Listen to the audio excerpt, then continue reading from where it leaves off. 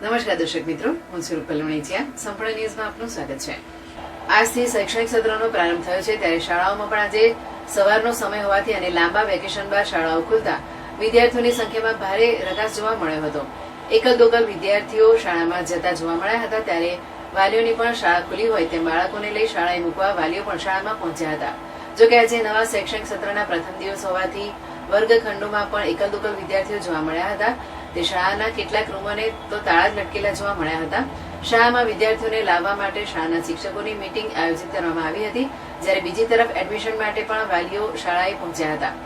આજે શાળાનો પ્રથમ દિવસ હતો, ત્યારે વિદ્યાર્થીઓ ડ્રેસમાં સજ્જ થઈને શાળાએ પહોંચ્યા હતા. ત્યાં તેઓ બાળકો પાસેથી સફાઈ કામગીરી કરાવતા હોવાનું પણ જોવા મળ્યું હતું.